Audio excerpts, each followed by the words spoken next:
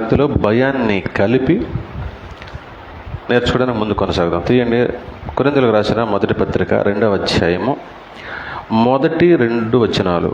సహోదరులారా, నేను మీ యొద్దకు వచ్చినప్పుడు వాక్చాతుర్యముతో గాని జ్ఞానాతిశయముతో గాని దేవుని మర్మమును మీకు ప్రకటించుచూ వచ్చిన వాడను కాను. నేను యేసుక్రీస్తును అనగా సిలువ వేయబడిన యేసుక్రీస్తును తప్ప మరి దేనిని మీ మధ్య నేను అరుగుకుందుకని నిశ్చయించుకొంటిని. నెక్స్ట్, మరియు బలహీనతతోనూ భయముతోనూ ఎంతో వణుకుతోనూ మీ యొద్ద నుంటిని మీ విశ్వాసము. చాలా ఈరోజు ఒక మంచి విషయాన్ని మనం నేర్చుకున్నాం. అదేంటి, మంచివి కాని సంగతులు ఏమైనా ఉన్నాయంటే ఏమీ లేవు. కానీ ఏ రోజుకి ఆ రోజు మనల్ని వెనకబడిపోతూ ఉంటే మనల్ని బలపరచడానికి దేవుడు ఎన్నో సంగతులు దాచిపెట్టి ఉంచాడు. కేవలం మనల్ని బలపరచడానికే. లోకల్లో మనిషి బలహీనపడినప్పుడల్లా ఎన్నో ఔషధాలు అందుబాటులో ఉన్నాయి. ప్రతి బలహీనతకి మందు తయారుగా ఉంది. ఊరికి బద్ధకానికి కూడా మందు ఉందంటే బద్ధకానికి తప్ప రోగానికి మందు ఉంది. ఏమన్నా బద్ధకానికి మందు ఉందా? లేదు. రోగానికి మందు ఉంది. ప్రతి రోగానికి మందు ఉంది. బద్ధకించి మందిరానికి రాలేకపోతే ఏం మందు లేదు. నిద్ర లేవలేక రాలేకపోతే ఏం లేదు. ఇష్టం లేక రాలేకపోతే ఏమి లేదు. కానీ నిజంగా ప్రమాదం వచ్చి ఏదైనా రోగం వస్తే దానికి మందు ఉంది కదా. ప్రతి రోగానికి మందు ఉంది. అలాగే ప్రభువులో ప్రతి బలహీనతకి వాక్యమే మందు. నీకు ఏ సమస్య వచ్చినా, ఏ ఇబ్బంది ఇచ్చినా ప్రతి దానికి వాక్యమే మందు. అలాగే ఈరోజు కూడా ఒక వాక్యంతో మనకు మందు వేయబోతున్నాడు ఒక రోగానికి. అందులో ఒక మాట ఈరోజు మనం నేర్చుకోబోతున్నాం. ఏమిటి అంటే, జనం ఈరోజు ఎలా ఉన్నారు అంటే క్రైస్తవ జనాంగమే. మీరు లోకం జోలికి అసలు వెళ్ళకండి. ఎప్పుడు కూడా లోకం ఎప్పుడు అలాగనే ఉంది, కొత్తగా ఏం లేదు. భూమి పుట్టినప్పటి నుంచి కూడా అపవాది అమ్మగారిని మోసం చేసినప్పటి నుంచి కూడా లోకం ఎలా ఉందో నేటికి అలానే ఉంది. వాడు ఇలా చేశాడు, వీడు ఇలా చేశాడు అంటానికి లేదు. లోకం అలానే ఉంది, ఏం మారలా. ఇంకా చెప్పాలంటే మోసం చేయటంలోనూ, దారుణాలు చేయటంలోనూ, నీచానికి తెగబడటంలోనూ, ఇంకా తెలివిని సంపాదించుకుంటూ, ఇంకా కొత్త కొత్త దారులు వెతుకులాడుకుంటూ నాశనానికి వెళుతోంది. కానీ క్రైస్తవం పేరు పెట్టుకొని, క్రీస్తు పేరు పెట్టుకొని క్రైస్తవులకు కొనసాగుతున్న మనమేమైనా లోకానికి భిన్నంగా ఉన్నామంటే మనం కూడా లోకం పోకడలే కొనసాగుతూ ఉన్నాం. లోకం చెప్పినట్టే దురద చెవులు కలిగిన వాళ్ళమై ఉన్నాం. లోకం కావాలని ఎంటర్టైన్మెంట్. ఈరోజు పాపానికి ఒక పేరు పెట్టేసింది. తెలుసా మీకు? లోకం తెలుసా మీకు? పాపానికి ఒక కొత్త పేరు పెట్టింది. కొత్తదేం కదా, పాత పేరే. దాని పేరు ఎంటర్టైన్మెంట్. అంటే ఎంటర్టైన్మెంట్ పేరు అర్థం ఏంటి? కాలక్షేపం, ఇంకా ఆహ్లాదం అంట. ఇంకా ఎంటర్టైన్మెంట్ అంటే ఏంటండి? సంతోషాన్ని వెతుకులాడుకుంటోంది. ఫోన్లు, ఇతరత్ర, మరి ముఖ్యంగా అందరి చేతుల్లోనూ ఫోన్లు ఉన్నాయి. ఎంటర్టైన్మెంట్ ఏంటి? బొమ్మలు చూస్తే తప్పేంటి, సినిమాలు చూస్తే తప్పేంటి, అవి చూస్తే తప్పేంటి అని ఎంటర్టైన్మెంట్ పేరుతో పాపాన్ని విపరీతంగా ప్రేమిస్తోంది లోకం. పాపానికి క్రైస్తవ్యం కూడా అదే పేరు పెట్టింది. ఏమి చిన్నపిల్లలు కాసేపు బొమ్మలు చూస్తే పేరేంటని ఇలాంటి హెచ్చరిస్తూ ఉంటే, హెచ్చరించే మాటలు వాక్యంలో వినబడకూడదు, ఒకవైపు వేలు చూపించే మాటలు మాట్లాడకూడదు. మాకు టైం పాస్ కావాలి, మందిరంలో కూడా ఈ ఎంటర్టైన్మెంటే కావాలి, మంచి పాటలు. ఈరోజు 4 సంవత్సరాల 2 నెలలు మందిరం ప్రారంభించి దాదాపుగా సుమారుగా 1.5 గంటకు పైగా పాటలు పాడటం మొట్టమొదటిసారి. 4 సంవత్సరాల 2 నెలలు దాటిపోయింది. ఇంకా చెప్పాలంటే కరెక్ట్గా 4 సంవత్సరాల 2 నెలల 10 రోజులు వాళ్ళకి మందిరం ప్రారంభించినప్పటి నుంచి ఇప్పటి వరకు 1.5 గంటన్నర సుమారుగా పాటలు పాడటం టైంపాస్ కోసం ఎంటర్టైన్మెంట్ చేశాం ఈరోజు. ఎందుకో చెప్తాను. ఈరోజు వాక్యం చదివారు కదా, ఏంటి ఆ వాక్యం మరలా ఇంకోసారి జ్ఞాపకం చేసుకుందాం. సహోదరులారా, నేను మీ యొద్దకు వచ్చినప్పుడు. ఎవరు చెప్తున్నారు ఈ మాట? పౌలు గారు సంఘంతో మాట్లాడుతున్నారు. ఈరోజు మీతోటే మనతోటే మాట్లాడుతున్నారు. నేను మీ యొద్దకు వచ్చినప్పుడు గత 4 సంవత్సరాల బట్టి గనక మీరు జ్ఞాపకం చేసుకుంటే, సంవత్సరానికి 52 వారాలు చొప్పున 4 సంవత్సరాల్లో 208 వారాలు, ఈ యొక్క 2 నెలల్లో 8 వారాలు, 216 వారాలుగా మీరు గమనిస్తే, 200కు పైగా వారాలుగా గమనిస్తే, వారానికి 3 ప్రసంగాలు వేసుకున్నా 200, 3 ఇంటూ ఎంత, 3 600, ఇంకంతకంటే ఎక్కువే వినుంటారు మీరు, అవునా? ఇంకా చెప్పాలంటే కూడికలు అవి ఇవి కలిపి 1000 ప్రసంగాలు నాకు తెలిసి ఎక్కువే వినుంటారు మీరు, నాకు తెలిసి, అవునా? 1000 ప్రసంగాలుగా మీరు ఆలోచిస్తే, మీరు జ్ఞాపకం చేసుకుంటే, మొదటి నుంచి నాతో కొనసాగుతున్న మీరు చాలామంది ఉన్నారు. మీరు ఆలోచిస్తే ఒక విషయాన్ని జ్ఞాపకం చేస్తున్నారు దేవుడు ఈరోజు. చెప్పమ్మా, చదవండి. సహోదరులారా, నేను మీ యొద్దకు వచ్చినప్పుడు వాక్చాతుర్యముతో గాని జ్ఞానాతిశయముతో గాని దేవుని మర్మమును మీకు ప్రకటించుచు వచ్చిన వాడను కాను. నేను యేసుక్రీస్తును అనగా నేను యేసుక్రీస్తును అనగా సిలువ వేయబడిన యేసుక్రీస్తును తప్ప మరి దేనిని మీ మధ్య ఎరుగకుందునని నిశ్చయించుకుంటున్నాను. ఇప్పుడు అలాగే పక్కనే 1వ అధ్యాయము 23వ వచనం కూడా ఒక మాట ఉంది, అది కూడా చదువుదామా? అయితే మేము సిలువ వేయబడిన క్రీస్తును ప్రకటించుచున్నాము. సిలువ వేయబడిన క్రీస్తును మాత్రమే ప్రకటించుచున్నాము. ఇదేంటి? యేసుక్రీస్తులు ఇంకొక సిలువ వేయబడిన క్రీస్తు కాకుండా ఇంకొక క్రీస్తు ఉన్నారా? సిలువ వేయబడిన క్రీస్తు కాకుండా ఇంకొక యేసుక్రీస్తు వారు ఉన్నారా? ఉన్నారు. సిలువకు ముందున్న యేసుక్రీస్తు వారు సిలువకు వేయబడిన తర్వాత తిరిగి లేచి పరలోకంలో ఉన్నటువంటి తండ్రి కుడిపార్శ్వన కూర్చున్న యేసుక్రీస్తు వారు 2 రకాలు మనకు కనబడుతుంది బైబిల్లో. ఇదేంటి? ఇద్దరు ఒక్కరే, కానీ పరిపూర్ణాన్ని మనం వదిలిపెట్టేసి సగం చేసిన పనిని వెంటాడుకుంటూ సిలువకు ముందు చేసినటువంటి అద్భుతాలు, మహత్కార్యాలు, భోజనాలు, మరణించి లేపిన వారిని, రోగాలు జబ్బులు తగ్గించిన వారిని, కాళ్ళు చేతులు ఇచ్చేసిన వారిని జ్ఞాపకం చేసుకుంటున్నా. ఆయన వల్ల మనకు ఏమి ఉపయోగం లేదు. అప్పుడున్నటువంటి సంఘానికి, సమాజానికి మాత్రమే ఉపయోగం. అది కూడా ఎందుకు అంటే, తన శక్తిమంతుడని, తన బలవంతుడని, లోకం తన మాట వింటుందని, పంచభూతాలు తన అదుపులో ఉన్నాయని, సమస్తము నేను చేయగలను నిరూపించటానికి కొన్ని అద్భుతాలు, మహత్కార్యాలు వాడి, ఇవి శాశ్వతమైనవి కావు, ఇవి టెంపరీ మాత్రమే. ఎందుకంటే మీరు అడగకముందే అన్నీ ఇస్తున్నాను, కాబట్టి అడిగితే మీకు పరలోకి ఇవ్వడానికి నేను సిద్ధంగా ఉన్నాను. కాబట్టి మీరు, నేను చనిపోతుంది మీ కొరకే, సమాధికి వెళుతుంది మీ కొరకే, తిరిగి లేచేది కూడా మీ కొరకే. కాబట్టి మీరు చనిపోయి తిరిగి లేచిన క్రీస్తును విశ్వసించండి అని సిలువ వేయబడిన క్రీస్తును ప్రకటిస్తున్నటువంటి అపొస్తలుల బోధను నేను మీకు ఇన్ని 1000 ప్రసంగాలకు పైగా ఉపదేశం చేస్తూనే ఉన్నాను మీకు.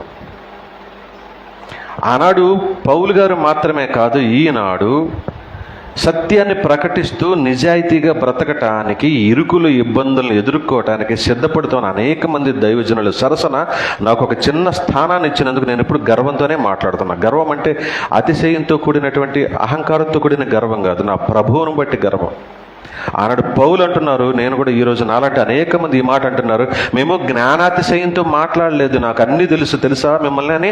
మీరు ఎవరిని చులకన చేయలేదు. మీ వాక్యాన్ని చెప్పేటప్పుడు మేము ఎలా మిమ్మల్ని పరిచయం చేసుకున్నామో, మీ దగ్గరికి దేవుని సువార్తను ఎలా తీసుకువచ్చామో వాక్చాతుర్యంతో కాదట. అంటే మసిపూసి మారేడుకాయలు చేసేయడం, హాం పట్ అనేసి అవి ఇవి చూపించటం, అలాంటివేమీ మేము చేయలేదు. తెలుసా? మీకే తెలుసు కదా మీకు. వాక్చాతుర్యం చూపించామా అంటే, వాక్యానికి తగినట్లుగా ఏదన్నా సందర్భానుసారంగా లోకంలో జరిగే కొన్ని ఉపమానాలని మీకు పరిచయం చేసి ఉంటాం. అది వాక్చాతుర్యం కాదు, వాక్యానికి తగినట్టు రుజువులు, వాక్యానికి తగినట్టుగా రుజువులు చూపిస్తూ, అది కూడా అభూత కల్పనలు కాదు, ఎన్నడూ జరగనివి, అసలు జరుగుతాయా అన్నట్టుగా అపనమ్మకంతో కలిగించే వాటిని ఎవరు నమ్ముతారు అనుకునే విషయాలు మేము ఎప్పుడు చెప్పలేదు మీకు. మరి ఇదంతా ఎవరు చేస్తున్నారంటే చాలామంది బయట ఇదే చేస్తూ ఉన్నారు. సిలువ వేయబడిన క్రీస్తుని కాకుండా సిలువకు ముందు అద్భుతాలు చేసిన యేసుక్రీస్తుని ప్రకటించే సంఘాలు కోకొల్లలుగా ఉన్నాయి. అటువంటి చోట్ల మీరు పెరగలేదు, మీరు పుట్టలేదు, పెరగలేదు, స్థిరపడలేదు. మీకు మొదటి నుంచి వాక్చాతుర్యంతో కూడినటువంటి జ్ఞానాతిశయంతో కూడినటువంటి బోధ చేయటంలా. మరి ఎటువంటి బోధ జరుగుతుంది మీకంటే ఆయన చెప్తున్నారు, మేము యేసుక్రీస్తును అనగా సిలువ వేయబడిన యేసుక్రీస్తును మాత్రమే మీ మధ్య పరిచయం చేస్తూ ఉన్నాను. అది కూడా ఎలాగట? మరియు బలహీనతతోనూ భయముతోనూ ఎంతో వణకుతోనూ మీ యొద్ద నుంటిని. వణికిపోవడం అంటే బట్టలు లేకుండా లేదంటే దుప్పట్లు లేకుండా వణికిపోవడం అనే. మరి ఏంటి దాని అర్థం ఏంటి? బలహీనత అంటే ఏంటి? ఇంట్లో ఇరుకొచ్చినా, ఇబ్బంది వచ్చినా, అనారోగ్యం వచ్చినా, ఆర్థికంగా ఎన్ని ఇబ్బందులైనా, మేము ఎంతో బలహీనంగా ఉన్నా మిమ్మల్ని ఎప్పుడూ కూడా మమ్మల్ని బలపరచమని, మాకు ఆర్థిక సహాయం చేయమని మిమ్మల్ని ఎప్పుడు దేబరించలేదు, అడుక్కోలేదు. ఇంకా చెప్పాలంటే మీరు చేయాల్సిన పనిని మాత్రమే హెచ్చరిస్తూ ఉన్నాం. మిమ్మల్ని మీరు చేయాల్సినటువంటి మందిర పరిచర్యకు లేదంటే దేవుని పరిచర్యకు మీరు తోడ్పడాలి. ఒకవేళ మీరు సహకరించకపోతే మీకే ప్రమాదం అనే వాక్య రూపేణ చెప్తున్నాం తప్ప మాకు డబ్బులు ఇబ్బందులుగా ఉన్నాయి అని చెప్పేసి మిమ్మల్ని ఎప్పుడూ అడగలేదు. బలహీనతలో ఉన్నా మేము ఆ పనిని బట్టి మేము అతిశయిస్తూనే ఉన్నాం. వణుకంటే అర్థం ఏంటి? ఒకవేళ వాక్యానికి అనుకూలం కాని మాట ఏదైనా మా వల్ల జరిగితే, మమ్మల్ని ద్వేషించినా, మా మొహాన్ని చీకొట్టి వెళ్ళిపోయినా, మా గురించి చెలువులు పలవలు చేసి మాట్లాడుకుంటూ ఉన్నా, ఈరోజు నేను మాట్లాడుతున్న మాట మాత్రమే కాదు, కొన్ని 2000 సంవత్సరాల క్రితం పౌలు గారు కూడా ఇదే మాట మాట్లాడుతున్నాడు. భయపడుతూ మీ మధ్య పరిచర్య చేశాం, వణుకుతూ మీ పరిచర్య చేసి, ఎందుకంటే దేవుని యొక్క ఉగ్రతకు పాత్రులం అవుతామని వణికిపోయాం. ఒకవేళ ఈ అబద్ధం చెప్పి డబ్బులు తీసుకుంటే, లేదంటే ఒకవేళ ఈ వాక్యం తప్పుగా చెప్తే, లేదంటే మా ప్రవర్తన ఎదుటి వారికి మనసు గాయపడేలా ఉంటే దేవుడు మమ్మల్ని ఉగ్రతకు పాత్రులను చేస్తాడేమో, మమ్మల్ని తాడదేస్తాడేమో అని భయంతో వణికిపోతూనే భయపడ్డా. ఒకవేళ మా వలన తప్పు జరగకపోయినా మీరు తప్పుగా అర్థం చేసుకుని అలిగినా మిమ్మల్ని బుజ్జగించాం, లాలించాం. మీ కాళ్ళు పట్టుకోలేదు అంతే, మీ చేతులు పట్టుకుని బ్రతిమలాడామో, క్షమాపణలు చెప్పుకుంటున్నాం. దేవుని భయాన్ని బట్టే, దేవుని యొక్క వణుకును బట్టే, దేవుని యొక్క ఉగ్రతను బట్టే భయపడుతున్నాం, కానీ మేమేదో తప్పు చేసి కాదు. మరి ఎంత పరిచర్య చేస్తున్నా, ఎంత చక్కగా ఇన్ని సంవత్సరాలుగా రక్షణ సువార్తని దేవుని వాక్యానికి అనుకూలమైనదిగా ప్రకటిస్తున్నా కూడా మీరు ఎందుకని ఇంత బలహీనంగా ఉన్నారు? మీరు సమయం పాటించలేకపోవడం వల్ల మన సమయం వ్యర్థమవుతోంది, మన సంఘ క్రమం పాడవుతోంది. బల్ల పుచ్చుకోవడానికి కూడా టైం సరిపోవట్లేదు, ఇంకా వర్తమానానికి టైం ఎక్కడ ఉంటుంది? ఎందుకని మీరు ఇలా తయారవుతున్నారని ఈరోజు దేవుడు మిమ్మల్ని భారంగా ప్రశ్నిస్తూ ఉన్నారు. నేను మీ దగ్గరికి వచ్చినప్పుడు ఎలా ప్రకటించినా తెలుసు. ఆనాడు కొరింథీ పత్రికకి లేఖ రాస్తున్న పౌలు గారి మాట ఈరోజు మన సంఘానికి కూడా అవసరమే. ఈ ఉత్తరం తెలుసా మీకు? మేము యేసుక్రీస్తుని, సిలువ వేయబడిన యేసుక్రీస్తుని ప్రకటిస్తున్నామంటే, నిజంగా సిలువ వేయబడకుండా మామూలుగా చనిపోక ముందు వరకు ఉన్నటువంటి అద్భుతాలు చేసిన క్రీస్తుని ప్రకటిస్తే అద్భుతంగా ఉండేదేమో. ఈరోజు మనకి ఈ సంఘం నిండిపోయి ఉండేది, డబ్బులు సమృద్ధిగా ఉండేవి, వారం ఖచ్చితంగా భోజనాలు సిద్ధపరచబడి ఉండేవి. భోజనం అనగానే ఆటోమేటిక్గా పిల్ల, పీచు, పెద్ద, ముసలి, మొత్తం పొలోమని పరిగెత్తుకుంటూ వచ్చేవాళ్ళు. ఈ పాటికి సంఘం రోడ్డు దాకా విస్తరించేది. అవసరమైతే ఈ రేకులు తీసేసి లాభేసేవాళ్ళం. ఎంత అద్భుతాలు జరుగుండేవి. ఇవి లోకం కోరుతున్న అద్భుతాలు, ఇవి లోకం కోరుతున్న అద్భుతాలు. సంఘ సరిహద్దుని విశాలపరచండి అనే మాటకి సంఘంలో ఉన్న మనుషుల ద్వారా పరిచర్య విశాలంగా పెరగాలి అని అర్థం. సంఘంలోని మనుషుల వల్ల అనేక ప్రాంతాలకు సువార్త వెదజల్లబడాలి అని అర్థం. అంతే తప్ప సంఘం గోడలు పెరగటం, ఫ్యాన్లు పెరగటం, భోజనాలు అంటే పాత్రలు పెరగటం, తినే పళ్ళాలు పెరగటం కాదు ప్రియులారా. ఒకసారి కాడికి వస్తే కింద 4-5 వచనాలు ఒకసారి కలిపి ఉన్నాయి, చదవండి ఆ మాట. ఎంత ఎంతో వణుకుతోను మీ యొద్ద ఉంటిని. 4-5 వచనాలు చదవండి. మీ విశ్వాసము మనుషుల విశ్వాసము జ్ఞానమును ఆధారము చేసుకొనక దేవుని శక్తిని ఆధారము చేసుకొని ఉండవల్లని నేను మాట్లాడినను సువార్త ప్రకటించినను జ్ఞానయుక్తమైన తీయని మాటలను వినియోగింపక పరిశుద్ధాత్మయు దేవుని శక్తియు కనపరచు దృష్టాంతములనే వినియోగించి. మీ విశ్వాసము మనుష్యుల జ్ఞానమును ఆధారము చేసుకొనక దేవుని శక్తిని ఆధారం చేసుకోవాలని నేనేం చేసినా తెలుసా? మిమ్మల్ని బలపరిచి మీ విశ్వాసం మనుషుల జ్ఞానాన్ని ఆధారం చేసుకోవాలట. మా పాస్టర్ గారు అద్భుతంగా చెప్తాడండి. మా పాస్టర్ గారు అసలు నోరు తెరిస్తే ఎన్ని గంటలైన మాటలు వస్తామండి అని నేను మనుషులు ఆధారపడకుండా. ఈరోజు జరుగుతున్నది అదే. పలానా సంఘం అని ఇప్పుడు పేరునికి గల గొప్ప గొప్ప సంఘాలు అయ్యవార్లనే యేసుక్రీస్తు స్థానంలో నిలిపేశారు. విశ్వాసలే. మీరు నిలిపారు కాబట్టి అక్కడ నిలబడ్డాడు అతగాడు. మీరు తోలేస్తే ఈగనో దోమనో తోలేసినట్టుగా నువ్వు ఎందుకురా యేసుక్రీస్తు స్థానంలో నిలబడ్డావని మీరు తోలేస్తే ఆడక్కడ నిలబడ్డావు. అంటే కారణం మీరే. జ్ఞానాన్ని కాకుండా అతిశయాన్ని పెంచి పోషిస్తున్నారు. యేసుక్రీస్తు వారిని కాకుండా ఆ పేరు పెట్టుకుని నిలబడ్డ వారిని పెంచి పోషిస్తూ ఉన్నారు. మీరు అలా ఉండకూడదని, ఒకవేళ వాళ్ళు ఉంటే అలా ఉంటే ఉన్నారు, నాకు అనవసరం. మీరు అలా ఉండకూడదని నేను ఏం చేశానో తెలుసా అంటున్నారు పౌలు గారు. మీ విశ్వాసం మనుషుల జ్ఞానాన్ని ఆధారం చేసుకోకూడదు. మరి ఏంటట? దేవుని శక్తిని ఆధారం చేసుకోవాలని. సమస్య వస్తే పాస్టర్ గారి వైపు కాకుండా ప్రభు వైపు చూడాలని.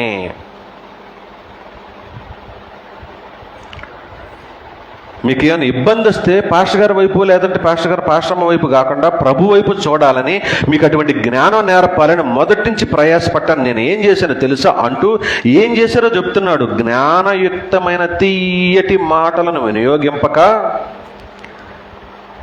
నా దగ్గరికి వచ్చేయండి. నా దగ్గర బోలెడు వరాలు ఉన్నాయి. మా ఆవిడ దగ్గర ఇంకా 2 వరాలు ఎక్కువ ఉన్నాయండి. మొత్తం బైబిల్లో ఉన్న వరాలన్నీ మా ఇద్దరికి ఇచ్చేశారు దేవుడు. నాకు 4, మా ఆవిడకి 5, 9 వరాలు ఉన్నాయండి. మా దగ్గరికి వచ్చేసాయండి. తీయటి మాటలు ఏం చెప్పలా మీకు. మొదటి నుంచి కూడా ప్రభువు మీద ఆధారపడటమే నేర్పాం మీకు. తీయటి మాటలను వినియోగింపక పరిశుద్ధాత్మయు దేవుని శక్తియు కనపరచు దృష్టాంతములంటే ఉదాహరణలు. ప్రభు అక్కడ కాలున్నోళ్ళు లేపాడంట, వీడి కన్నున్నోడికి కన్నిచ్చాడంట, అక్కడేదో జరిగిందంట, ఇక్కడేదో జరిగింటని కొన్ని ఎందుకు పనికిరాని మాటలు చెప్పే సంఘాలు ఉన్నాయి కదా. అసలు ఎన్నడూ జరగిన వాటిని ఊహించి భలే చెప్తారు. ఈ రోజుకి ఏం చెప్దామని ఒక పిట్ట కథ తీసుకొని ఆ పిట్ట కథను పొడిగించి 2 గంటల పైగా ఒకటే ప్రసంగం నవ్విస్తూ మధ్యలో కవ్విస్తూ. రేపు వచ్చే వారం నుంచి మంచినీళ్ళు తేకండి దయచేసి. మంచినీళ్ళు తేకండి, అవసరం లేదు. ఎవరి నుంచి వాళ్ళు తెచ్చుకోండి. దాహం అయితే తాగేసారండి, లేదు ఆగలేకపోతే బయటికి వెళ్ళిపోండి, పర్వాలేదు. బయటికి వెళ్ళిపోండి లేకపోతే ఆగలేకపోతే. మంచినీళ్ళు పెట్టొద్దు. రైట్. మేము తీయటి మాటలను ఉపయోగించలేం. మీకు తీయటి మాటలు చెప్పకుండా ఎలాంటి మాటలు చెప్పామంటే పరిశుద్ధాత్మయు దేవుని శక్తియు కనపరచు దృష్టాంతాలనే వినియోగించాం. పైగా ఇంకోటి చెప్తున్నా తెలుసా? పరిపూర్ణులైన వారి మధ్య జ్ఞానమును బోధించుచున్నాము. అది ఈ లోక జ్ఞానము కాదు. నిరర్ధకులైపోవచ్చున్న ఈ లోకాధికారుల జ్ఞానమును కాదు గాని దేవుని జ్ఞానము మర్మమైనట్టుగా బోధించుచున్నాము. ఈ జ్ఞానము మరుగై ఉండెను. జగతుత్పత్తికి ముందుగానే దీనిని దేవుడు మన మహిమ నిమిత్తము నియమించను. ఈ జ్ఞానమైన యేసుక్రీస్తు వారి గురించి, దాచిపెట్టబడిన ఈ యొక్క యేసుక్రీస్తు వారి మహత్యం గురించి, మర్మమై ఉన్నటువంటి ఈ బోధ గురించి జ్ఞానయుక్తంగా మీతో ప్రకటిస్తున్నాం. కానీ ఈ లోకరీతిగా ఉన్నటువంటి జ్ఞానం కాదు ఇది. లోకాధికారులకు అతిశయక్తి, కొంచెం జ్ఞానం ఉంటే అతిశయించే తత్వం లోకంలో. ఇంత జ్ఞానం బోధిస్తున్నా కూడా భయపడుతూనే బోధిస్తూ ఉన్నాం. ఇప్పటికీ ఒక మాట అన్నవట్లేదు మీ అమ్మగారు, భయపడుతున్నారు. ఇప్పటికీ కూడా మీకు భయపడుతూనే ఉన్నాం. మేము ప్రభువుకి భయపడాలనా విశ్వాసులకు భయపడాలనా అని అడుగుతున్నారు. ఆనాడు పౌలు గారే మాట్లాడుతున్నారు. మా భయం ప్రభువును బట్టే, మా వణుకు ప్రభువును బట్టే, ఇంత ప్రయాసపడుతుంది కూడా ప్రభువును బట్టే. మనకు అర్థం కావట్లా. ఎందుకని అర్థం కావట్లేదు? ఇంత చక్కగా బోధిస్తున్నా కూడా ఈ జ్ఞానం మనం నేర్చుకోలేకపోతున్నాం, వంట పట్టించుకోలేకపోతా ఉన్నాం. దాన్ని అమలుపరిచే విషయంలో ఎప్పుడు ఫెయిల్ అవుతూనే ఉన్నాం. మరి ఎలా? ఈ లోక సంబంధమైన కార్యాల్లో ఎంతో జ్ఞానాన్ని చూపిస్తూ ఉన్నాం మనిషి. ప్రతి చిన్న విషయాన్ని కూడా పరిశీలిస్తూ, ప్రతి చిన్న విషయాన్ని కూడా చిలువలు పలువలు చేసి భూతత్వంలో చూస్తూ తన పటిమను, తన తెలివితేటలు చూపిస్తాడు మనిషి. ఇంత చిన్న పనికి మాలిన విషయాన్ని కూడా పరిశీలించి గంటసేపు మాట్లాడగలడు. అదట జరిగిందిగా, ఇదట జరిగిందిగా, నువ్వు అలా అన్నావుగా, నువ్వు ఇలా అన్నావుగా అని తన తెలివిని, తన గొప్పతనాన్ని, తన జ్ఞానాన్ని ఉపయోగించే మనిషి. మరి ప్రభువు యొక్క సంగతుల విషయంలో ఎందుకని జ్ఞానం ఉపయోగించలేకపోతున్నాడు? ఎందుకంటే ఒకటే సంగతే, ఇది మామూలుగా అర్థమయ్యే సంగతి కాదు. మామూలుగా చెప్తే అర్థమయ్యే సంగతి కాదు. మరి ఎలాంటి సంగతులు అంటే, ఈ సంగతులు ఎందుకు అర్థం కావట్లేదంటే, ఒకవేళ ఈ లోపం ఉందేమో ఒకసారి సరిచూసుకుందాం. చదవండి ఒకసారి 11వ వచనం చదవండి. 11వ వచనం చదవండి. ఒక మనుషుని సంగతులు అతనిలోనున్న ఒక మనుషుని సంగతులు అతనిలోనున్న మనుష్యాత్మకే గాని మనుషులలో మరి ఎవనికి తెలియను? అలాగే దేవుని సంగతులు దేవుని ఆత్మకే గాని మరి ఎవనికి తెలియవు. ఈ మాట చెప్తున్నారు దేవుడు మనకి ఈరోజు ఎంత అవసరమైన మాట. ఒక మనుషుల్లోని సంగతులు అంట, ఆ మనుషుల్లో ఉన్న మనుష్యాత్మకే. ఇప్పుడు ఇంతకీ ఆత్మలు ఎన్ని రకాలు? ఆత్మలు ఎన్ని రకాలు?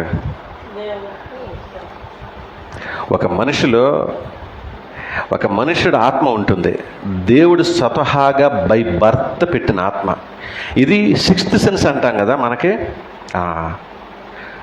ఆ తర్వాత పరిశుద్ధులుగా చిన్నప్పుడు లేదంటే బాప్తిసం తీసుకున్న తర్వాత దేవుని పరిశుద్ధాత్మ ఒకటి ఉంటుంది. ఈ రెండిటిని కాకుండా ఎప్పుడు మనల్ని మోసం చేయడానికి సాతాను, అపరిశుద్ధాత్మ, సాతానాత్మ కూడా చక్కగా కాచుకునే ఉంటుంది మనలోనే. మీకు ఎగ్జాంపుల్ చెప్తా. ఒక్కోసారి కొన్ని విషయాలు మన మనుష్యాత్మతో ఆలోచిస్తాం. అంటే మనకు ఇచ్చినటువంటి జ్ఞానం ఉంది కదా, ఒక పని చేయడానికి ప్రతి పనికి పరిశుద్ధాత్మ అక్కర్లేదు. సహాయం చేయటమో, తినే విషయమో, వండే విషయం అన్నయ్య, ఇవి మనకు తెలిసిన జ్ఞానంతో. అవునా? ఒకసారి మనం ఏం మాట్లాడతామో తెలియనంత ఆవేశంతో మాట్లాడతాం. ఏం మాట వస్తుందో కూడా తెలియదు.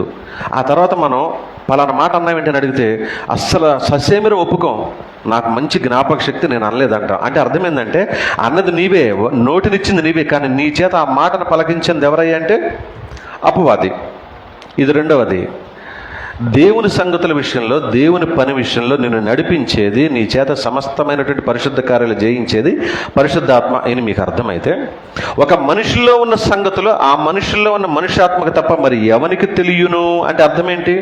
తెలుసనా తెలియదనా? ఎవరికి తెలుసాయా నీ సంగతి అంటాం కదా మనం. అంటే అర్థం ఏంటి? నాకు తెలియదు అని. ఒక మనిషిలో ఉన్న ఆత్మ సంగతులు ఇంకొక మనిషికి తెలియదా? ఫ్రెండ్స్కి ప్రాణ స్నేహితులు అంటాం కదా, తెలియదా?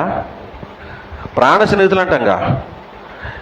పెళ్ళయి 30-40 ఏళ్ళు 50 ఏళ్ళు గడిచిన ఆదర్శ దంపతులను ప్రభుత్వం అవార్డు ఇస్తోంది, శాలువలు గప్పుతోంది. 50 ఏమంటారు దాన్ని, ఎన్ని పుష్కరం అంటారు దాన్ని, 50 సంవత్సరాలకు 60 సంవత్సరాలుగా పలానా యానివర్సరీ అని చెప్పేసి, గోల్డెన్ జూబిలీ యానివర్సరీ అని లేదంటే ఏదో అంటారు కదా, golden jubilee, silver jubilee, diamond jubilee అని ఇలాంటి సంవత్సరాలు గడిపారని 50 ఏళ్ళు గడిచిన తర్వాత కూడా డైమండ్ జూబిలీ ఇయర్స్ అని చెప్పి, ప్లాటినం జూబిలీ ఇయర్స్ అని చెప్పి సత్కారాలు సన్మానాలు చేసి ఆ భార్య భర్తలను గనక నిలబెట్టి అడిగితే, నీ భర్త గురించి నీకు పూర్తిగా తెలుసమ్మంటే ఏమోనండి, 50 ఏళ్ళు కాపురం చేశాను, నిన్న కూడా అవార్డు తెచ్చుకున్నాం పోయి ఆదర్శ దంపతులమని. నిజం చెప్తున్నాను, ఇంతవరకు ఆయన ఏంటో నాకు అర్థం కాలేదని భార్యనే చూస్తాం. నా వల్ల కావట్లేదు ఆమె అర్థం చేసుకోవటం, నా శక్తికి మించిన పని అవుతుంది, నాకు అర్థం కాలేదు ఇంతవరకు నేను భర్తనే చూస్తాం. కానీ నా భర్త గురించి నాకు పూర్తిగా తెలుసన్న భార్య కానీ, నా భార్య గురించి నాకు తెలియదంటూ లేదనే భర్త కానీ ఈ భూమి మీద కనపడడం రాసి పెట్టుకోండి. నేనుంటున్న మాట కదా, బైబిల్ చెప్తున్నమాట. అంటే అన్ని రహస్యాలు అంటే ఉంటాయి, పేరుకు మాత్రమే అన్నీ తెలుసు అనుకుంటాం, కానీ చాలా ఉంటాయి. మరి ఒక మనిషిని గురించిన సంగతులే ఇంకొక మనిషికి పూర్తిగా తెలియకపోతే, ఎన్నేళ్ళు కాపురం చేసిన భార్య ప్రాణ స్నేహితులకు కూడా తెలియదంటే తెలియదు. అంటే ఒక మనిషిలో ఉన్న రహస్యాలు ఇద్దరుగా ఉన్నప్పుడే ఒక మనిషి రహస్యం ఇంకో మనిషికి తెలియలేదు. అవమ్మ చేసిన తప్పు పని ఇద్దరే ఉన్నారు, మళ్ళీ ఇంకొక మూడో మనిషి కూడా లేదు పంచుకోవటానికి. ఇద్దరే ఉన్నారు, పగలంతా కబుర్లు ఆడుకుంటూ ఉంటున్నారు. సాయంత్రం అయితే దేవుడు ప్రతి చల్లపూట వాళ్ళతో మాట్లాడడానికి వస్తున్నారు. ఇంక గ్యాప్ ఎక్కడుంది వాళ్ళిద్దరు విడివిడిగా ఉండడానికి? అయినా సరే అపవాదికి అవకాశం ఇచ్చింది. ఒకసారో, 2 సార్లు, 3 సార్లు, 4 సార్లు, 10 సార్లు అవకాశం ఇస్తే అప్పుడు పరిచయం పెరిగినాక, ఏంటక్క ఇలా అంట కదా, అదేదో తినొద్దంటారంట కదా, నిజమేనా? ఎంత చనువు ఉంటే దేవుడి దగ్గర రహస్యమైన సంగతులు మాట్లాడగలిగిందంటే ఎంతో చనువు ఉన్నట్టే. అని చనువు ఉందంటే అవకాశం ఇచ్చినట్టుగా, అవకాశం ఇచ్చిందంటే భర్తకు తెలియనట్లేగా. రహస్యం ఉందా లేదా అవ్వమ్మ దగ్గర? మరి నేడు ఉండదంటమ్మా. ఆనాడే ప్రారంభంలోనే అంత రహస్యం ఉంటే నేడు ఉండకుండా ఉంటుందా? కాబట్టి ఒక మనుషుని సంగతులే అర్థం చేసుకోవడానికి ఎంత కష్టమైతే, మరి దేవుని సంగతులు, దేవుని పరిశుద్ధాత్మతో వ్రాయబడిన సంగతులు మనుషులకు అర్థమవుతాయా? అర్థమవుతాయా కావా? ఇది న్యూస్ పేపర్ చదివితే అర్థమయ్యేది కాదు ఈ బైబిల్. దేవుని సంగతులు ఇవన్నీ కూడా, దేవుని సంగతులు ఇవన్నీ కూడా పరిశుద్ధాత్మ చేత వ్రాయించబడిన సంగతులు. మనుష్యాత్మలో మనుషుడికి అర్థం కాకపోతే మరి దేవుని పరిశుద్ధమైన సంగతులు మామూలు మనుషుడికి ఎలా అర్థం అవుతాయని దేవుడు మనల్ని క్వశ్చన్ మార్క్ వేస్తున్నారు, ప్రశ్నిస్తున్నారు. ఎలా తెలిస్తే ప్రాపర్టీ తెలియదు మనకి. ఒక న్యూస్ పేపర్ చదువుతాము, లేదంటే ఒక కథల పుస్తకం చదువుతాం, ఒక బాలమిత్ర లేకపోతే ఒక చందమామ కథలు చదువుతాం, లేదంటే ఒక సండే వీక్లీ చదువుతాం, లేదు మాలకు లోక సంబంధమైన చదువుకు సంబంధించిన అనేక పుస్తకాలు చదువుతాం, అనేక శాస్త్రాలు తిరగేస్తాం. కానీ ఇవేవి అర్థమైనంత ఈజీగా ప్రపంచం మొత్తం మీద ఒకే ఒక్క పుస్తకంలోని సంగతులు అర్థం కావు. ఆ పుస్తకం పేరే పరిశుద్ధ గ్రంథము. దేవుడు రాయించిన ఈ సంగతులు మామూలు మనుష్య జ్ఞానానికి అర్థం కావని బైబిల్ చెప్తోంది. మళ్ళీ ఎలా వీటిని అర్థం చేసుకోవటం ఎలా? చదవండి, దాని కింద ఉంది ఒక మాట చదవండి, 13వ వచనం, 12-13. దేవుని వలన 12 చదవండి. దేవుని వల్ల మనకు దయచేయబడిన వాటిని తెలుసుకున్నట్టుకై మనము లౌకికాత్మను గాక దేవుని యొద్ద నుండి వచ్చే ఆత్మను పొంది ఉన్నాం. దేవుని వలన మనకు దయచేయబడిన వాటిని, ఏవి దేవుడి వలన మనకు దయచేయబడిన సంగతులు ఏంటవి? ఇక ఈ బైబిల్లోని సంగతులే ఇవి. దేవుడే మనకు దయచేశాడు. సుమారు 1600-1700 సంవత్సరాల కాలంలో 40 మందికి పైగా ఉన్నటువంటి పరిశుద్ధుల చేత దేవుడే రాయించారు. నాయన నువ్వు ఈ సంగతులు రాయి, నాయన నువ్వు ఈ సంగతులు రాయని ఒకరికి పరిచయం లేని మనుషులందరి చేత రాయిస్తే అవన్నీ ఏర్చి కూర్చి చోట పెట్టుకుంటే వారు రాసినవి, వీరు రాసినవి, అందరూ 40 మంది రాసినవి కూడా ఒకే రకమైన సంగతులు అర్థమవుతుంది. ప్రపంచమే ఆశ్చర్యపోయింది. రాసిన వారు వేరువేరు కాలాల్లో వారైనా, వేరువేరు మనుషులైనా, వీరందరి చేత రాయించింది ఒక్కరే, ఆయన పరిశుద్ధుడు దేవుడు అని. అందుకే ప్రపంచంలో ఉన్న ఏ మత గ్రంథానికి లేదంటే ఏ పుస్తకానికి లేని పేరు దీని మీద పెట్టారు, పరిశుద్ధ గ్రంథము అని. పరిశుద్ధుడని దేవుడు రాయించిన ఈ గ్రంథంలోని సంగతులు మనకు అర్థం కావాలని దేవుడట మనకి లౌకికాత్మను కాక, మనుషుల్లో ఉన్న ఈ మనుష్య ఆత్మను కాక లోకుల్లో ఉన్న ఆత్మ పేరు లౌకికాత్మ. లోకులందరిలోనూ ఉన్న మనుష్యాత్మకి ఇంకొక పేరు లౌకికాత్మ. ఈ లౌకిక ఆత్మను కాక ఏం ఇచ్చారంటే మనకి దేవుని యొద్ద నుండి వచ్చు ఆత్మను పొంది ఉన్నాం. ఎలా పొందుకున్నాం ఇది? ఇప్పుడు నిజం చెప్పండి, ఎలా పొందుకున్నాం? మిగతా అందరిలాగా పండగ రోజుల్లో మిమ్మల్ని ఆత్మను పొందుకోమని ప్రయత్నాలు ఏమైనా చేసాం? అసలు ఆత్మ ఎలా వస్తుంది ఒక మనిషికి? మీ అందరికీ తెలిసిందే కదా, పాప క్షమాపణ, మారు మనస్సు, బాప్తిస్వం. ఇదేనా సూత్రం? ఇంకేదైనా వేరే సూత్రం ఉందా? లెక్కలు మిగతా శాస్త్రాలన్నిటికీ అడ్డమైన లెక్కలు ఉంటాయి, కావచ్చు కాకపోవచ్చు, వివరణ మారచ్చు మారకపోవచ్చు, మార్కులు తగ్గొచ్చు పెరగచ్చు. కానీ 100% మార్కులు తెచ్చే ఒకే ఒక శాస్త్రం లోకంలో ఏంటది? లెక్కల శాస్త్రం అండి. మ్యాథ్స్ అంటాం కదా, మ్యాథమెటిక్స్. ఖచ్చితమైన సూత్రం ఉపయోగిస్తేనే నువ్వే లెక్కనే తీసుకుని దానికి ఒక సూత్రం ఉంటుంది, అవునా? ఆ సూత్రం ప్రకారం చేస్తేనే చివరికి కరెక్ట్ ఆన్సర్ వస్తుంది. ఏ చిన్న తేడా వచ్చినా దాన్ని పోనీలే పాపం ఇంత పెద్ద చాటభారత రాశాడు కదా ఏమన్నా ఒక 2 మార్కులు వేస్తాడా మాస్టర్ గారు? దానికి రిజల్ట్ ముఖ్యం. చివరికి అది పరిష్కరించబడాలి. శూన్యం ఏం రావాలి కింద? బాగా శేషం ఏమంటారు దాన్ని? శేషం ఏం రావాలి అంటే 0నే కదా. అంటే టోటల్గా లెక్క మొత్తం కంప్లీట్ అయిపోయి కింద ఇంకేం మిగలకూడదు, 0 అయిపోవాలి, శేషం ఉండకూడదు. అప్పుడే దానికి 10కి 10 లేకపోతే 100కి 100 వేస్తారు తప్ప ఇంక దేనికి వెయ్యరు. అంటే సూత్రం అంటే ఒకటేనా లేదా 2-3 రకాలు ఉంటాయా? ఏ లెక్కకి ఆ సూత్రమే కదా. ఇప్పుడు బైబిల్లో కూడా ఒక సూత్రం ఉంది, మారు మనసుకి, పశ్చాత్తాపానికి, దేవుని పరిశుద్ధాత్మను పొందుకోవడానికి ఒకే ఒక సూత్రం ఉంది. 2, 3, 4, 5 రకాలు లేవు. ఎలాగైనా చెయ్యొచ్చు, ఎలాగైనా రావచ్చు, ఎలాగైనా పొందుకోవచ్చు, లేదు. ఒకే ఒక సూత్రం. అపొస్తలుల కార్యాల గ్రంథము 2:38, మీరు మారు మనస్సు పొంది పాప క్షమాపణ నిమిత్తమై ప్రతి వాడును యేసుక్రీస్తు నామమున బాప్తిస్మం పొందుడి, అప్పుడు మీరు, చదవండి ఆ మాట, వరము పొందుదురు. పేతురు, మీరు మారు మనసు పొంది పాప క్షమాపణ నిమిత్తము ప్రతివాడు యేసుక్రీస్తు నామమున బాప్తిస్మం పొందుడి, అప్పుడు మీరు పరిశుద్ధాత్మను వరము పొందుదురు. ఇదే సూత్రం, ఇంక వేరే సూత్రం లేదు. మేము ఈ సూత్రం ప్రకారమే మీకు అందరికీ బాప్తిస్మం ఇచ్చున్నాంగా. ఇందులో కుడి కానీ ఎడమ కానీ లేదే. పైగా ఈ కార్యక్రమాలన్నీ మా ఖర్చుతో, మా ప్రయాసతో జరిగినాయి, కానీ ఇందులో మీ పాత్ర ఏమాత్రమునూ లేదే. చెప్పండి, గుండె మీద చేసుకుని ఎవరైనా బాప్తిస్మం కార్యక్రమాన్ని నేను ఖర్చు పెట్టాను, నేను భోజనాలు పెట్టాను, నేను స్వీట్లు పంచాను, ఒక్కరైనా గుండె మీద చేసుకుని చెప్పగలరా? లేదే. సూత్రం ప్రకారమే వాక్యాన్ని చెప్తూ ఉన్నాం. బైబిల్ సూత్రం ప్రకారమే మీకు బాప్తిస్మాలు ఇచ్చాం. సూత్రం ప్రకారమే పరిశుద్ధాత్మ సహాయాన్ని మీ అందరికి రావాలని ప్రయాసపడ్డాం. మేమును అదే మార్గంలో పొందుకున్నాం, మీకు అదే మార్గం ప్రకారం బాప్తిస్మం ఇచ్చాం. మీరు బాప్తిస్మం తీసుకుని దేవుని యొక్క వాక్యం ప్రకారమే, దేవుని యొక్క సూత్రం ప్రకారమే, ఆ వాక్యం ఏదైతే చెప్తుందో దాని ప్రకారం పరిశుద్ధాత్మను పొందుకున్నారని మీరు భావిస్తే, మరి పరిశుద్ధాత్మను పొందుకున్న మీరు ఎలా ఉన్నారు? మీ భక్తి ఎలా ఉంది? మీ పరిశుద్ధత ఎలా ఉంది? దేవుని పట్ల మీ భయభక్తులు ఎలా ఉన్నాయి? సంఘం పట్ల మీ బాధ్యతలు ఎలా ఉన్నాయి? కాపరి పట్ల మీ ప్రేమ, మీ ఆప్యాయత, కాపరి కుటుంబం పట్ల మీ కనీస, ఏమంటారు దాన్ని, ఏంటి, కనీస బాధ్యత ఎప్పుడైనా చూపించారా? ఎప్పుడైనా పరిచయం ఎలా జరుగుతుందో కనుక్కున్నారా? పోయిన వారం కూడా మరలా ఒక్క దినం లేదు, అంతకుముందు వారం కూడా ఇదే మాట చెప్పాను. ఒక్కరోజు కూడా ఖాళీ లేదు, చాలా దూరం తిరుగుతున్నా. ప్రతిరోజు పరిచర్య జరుగుతుంది. నా సొంత అవసరాలు మానుకొని పరిచర్య భారంతో అనేక ప్రాంతాలు తిరుగుతున్నా. ఎక్కడ కూడా ఖాళీ ఉండటంలా. ఎప్పుడైనా మీరు మా గురించి కాదు, మీ గురించి మీరు ఆలోచించుకున్నారా? దేవుని వాక్యాన్ని ప్రకటిద్దాం, ఈరోజు ఎవరికైనా చెప్దామని, కానీ ఎప్పుడు చూసినా మీ అవసరాలు, మీ ఏడుపులు, మీ పెడబబ్బులు, మీ విన్నపాలు, మీ గోలే, కానీ ప్రభువు గోల ఎప్పుడైనా విన్నారా? ప్రభువు చేసే మొర ఎప్పుడైనా ఆలకించారా?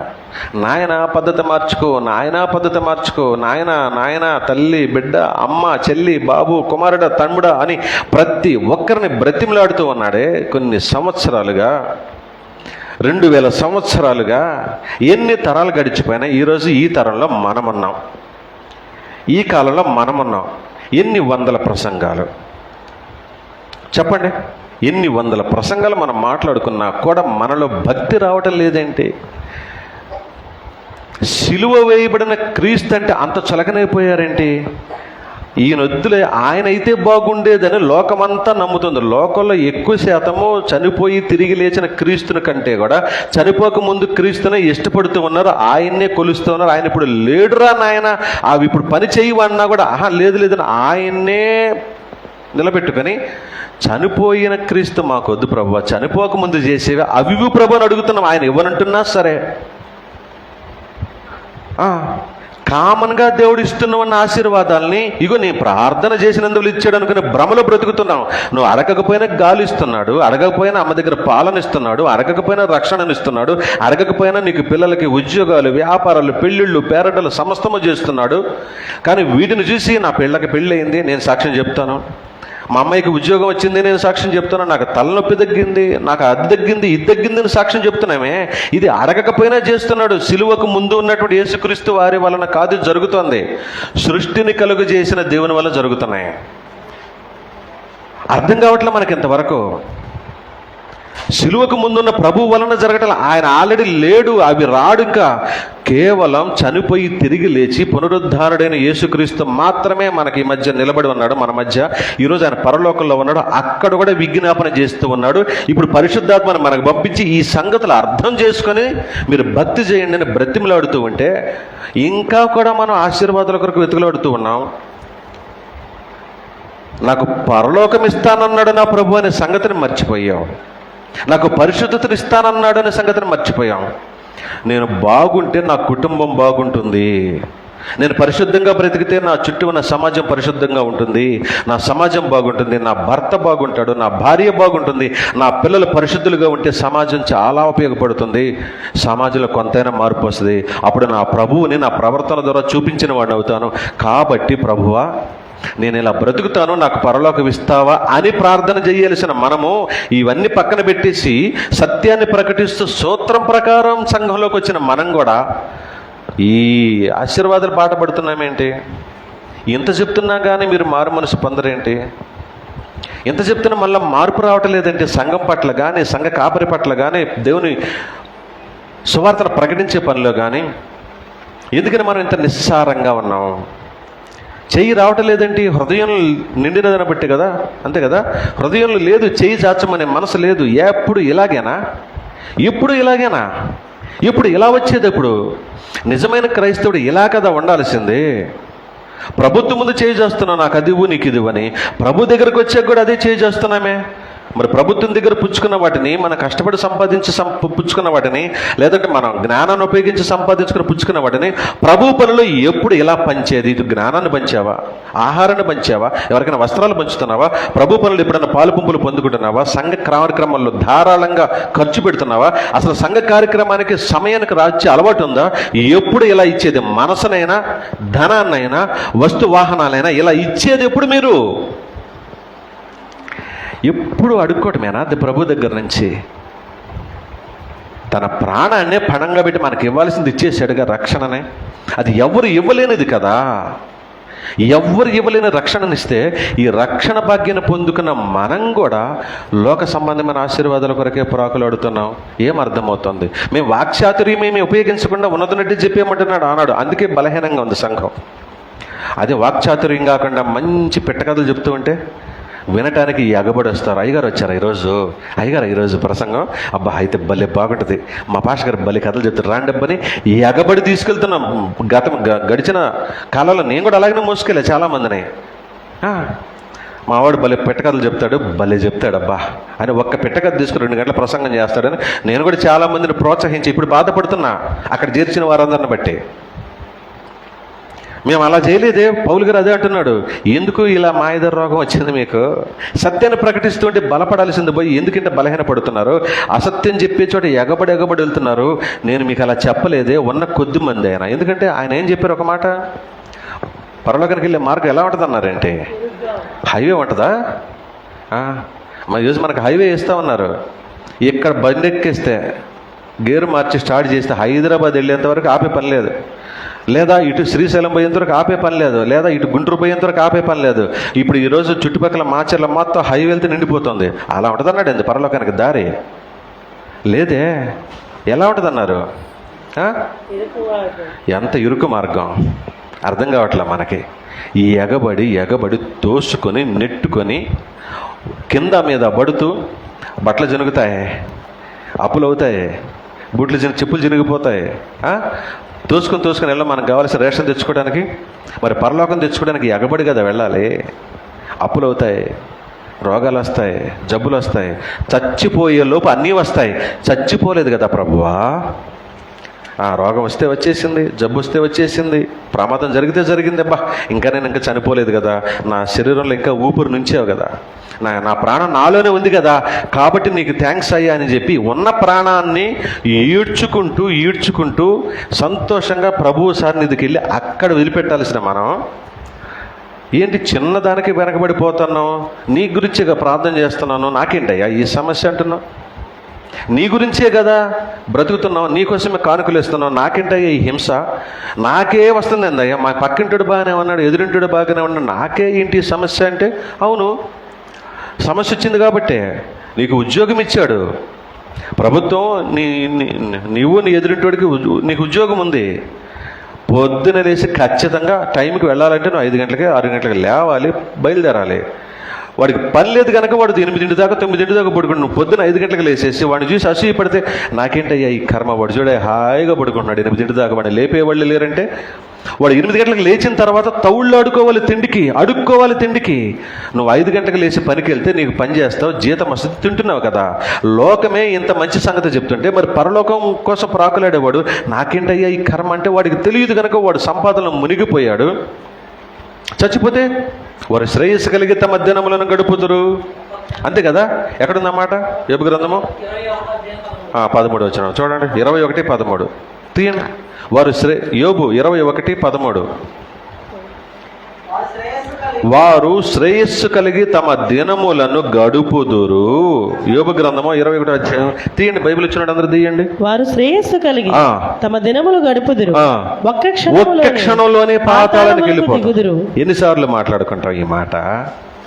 ఎన్నిసార్లు మాట్లాడుకున్నా మనమేంటి, ఆ ఒక్క క్షణం నాకు ఇప్పుడు రాదు అనుకుంటున్నారేంటి మీరు? ఆ ఒక్క క్షణం ఇప్పుడు రాదు నాకు, 2-3 ఏళ్ల తర్వాత, 10 ఏళ్ల తర్వాత వచ్చింది, అప్పుడు చచ్చిపోతాను, ఇప్పుడల్లా జావని నేను అనుకుంటున్నారా ఏంటి మీరు? లోకం అదే అనుకుంటుంది కనుక వాడు అంటే తింటున్నాడు, తాగుతున్నాడు. చాలామంది ఈరోజు ఆదివారం బయట వెళ్ళిపోయారు, వాళ్ళ పనుల్లో వాళ్ళు ఉన్నారు. ఇప్పుడు వాళ్ళకి నీకు తేడా, నాకేంటయ్యా ఈ కర్మ? ఇది ఆదివారం రావటం ఆలస్యం, చర్చి ప్రార్థన పాటలు, పొద్దున్నే కమ్మగా ఒక టిఫిన్ తినే పని లేదు, భోజనం కూర తెచ్చుకునే పని లేదు, లేట్ అయితే కూర ఉండదు ఈ ఊళ్ళో,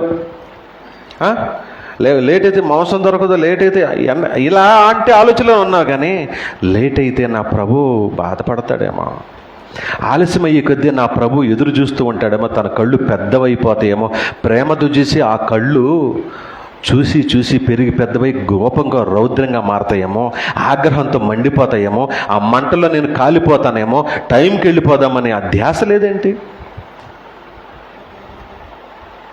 మొదటి ప్రసంగాలు ఆగిపోయినాయి మీ ధ్యాస లేని, మీ భయం లేని తనం మూలంగా. 1.5 గంట పాట పాడుకోవలసిన పరిస్థితి వచ్చింది సంఘంలో.